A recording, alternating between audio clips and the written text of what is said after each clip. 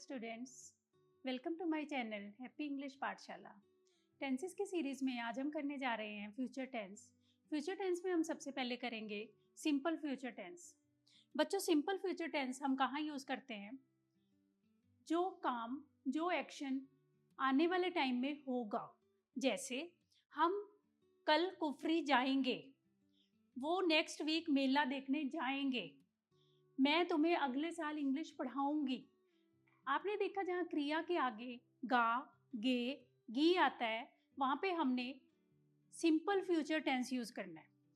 Simple future tense का क्या sentence structure होता है और क्या रूल्स होते हैं? इसका सेंटेंस स्ट्रक्चर है सब्जेक्ट प्लस विल और shall plus V1। Shall is rarely use these days बच्चों। और नेगेटिव सेंटेंस हम इसका बनाएंगे by inserting not after will, and interrogative बनाएंगे by inverting the will and subject. Understood? Now will do some examples. He will visit us one of these days. इन दिनों में वो हमें मिलने आएगा। तो सेंटेंस के पीछे आएगा आएगा, तो हमने क्या लगाया? विल के साथ first form of visit. He will visit us one of these days. इन दिनों में वो हमें मिलने आएगा। The boys will play a cricket match next Sunday. बच्चे अगले संडे क्रिकेट मैच खेलेंगे। अब वर्ब के साथ आया गे, तो हमने लगाया विल के साथ first form of the verb play. My uncle will arrive here tomorrow. मेरे अंकल यहाँ कल आएंगे। गे के साथ विल के साथ first form will arrive. As soon as he arrives, he will start work. वो जैसे ही आएगा वो काम शुरू कर देगा। तो will start work. Start is the first form of the verb. If it is possible, she will go to Mumbai. अगर पॉसिबल हुआ तो वो मुंबई जाएगी। तो जाएगी है तो will go. The postman will come again in the afternoon. postman afternoon में दोबारा आएगा। will come, will के साथ verb की first form of the verb.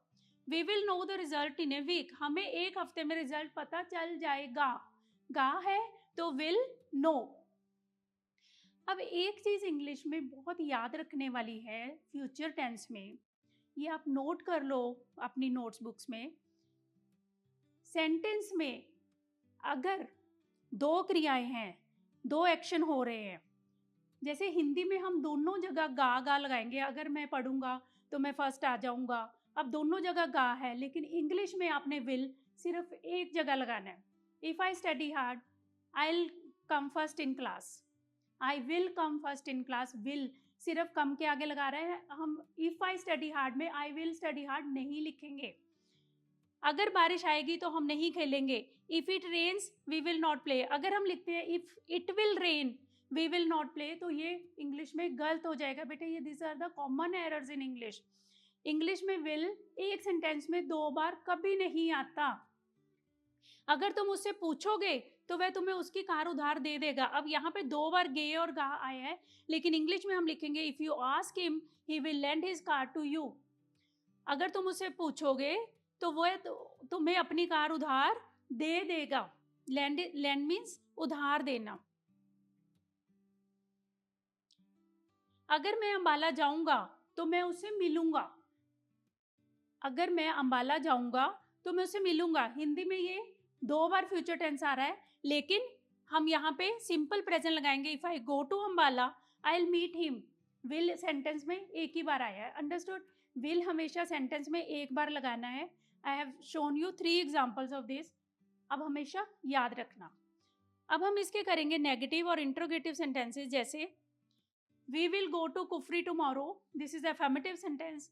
अगर हमने नेगेटिव बनाना है तो हम कहेंगे we will not go to Kufri tomorrow, और इसका इंट्रोगेटिव बनेगा will we go to Kufri tomorrow, क्या हम कुफरी कल जाएंगे। They will see the fair next week, they will not see the fair next week, will they see the fair next week. This is interrogative. अब हम negative बनाएंगे इसके, I will not teach you English next year, मैं अगले साल तुम्हें English नहीं पढ़ाऊंगी। Will I teach you English next year, क्या मैं तुम्हें अगले साल इंग्लिश पढ़ाऊंगी। अब आपने समझा सिंपल फ्यूचर टेंस में जहां क्रिया के आगे हिंदी में गा गे गी आता है, वहाँ हम इंग्लिश में सिंपल फ्यूचर टेंस लगाते हैं। सिंपल फ्यूचर टेंस में विल लगा के वर्ब की फर्स्ट फॉर्म लगानी होती है, और विल सेंटेंस में 2 बार कभी नहीं आता। याद रखोगे? आपको सिंपल फ्यूचर टेंस अगर समझ आ गया है तो you can subscribe and like my channel and press the bell icon for more videos.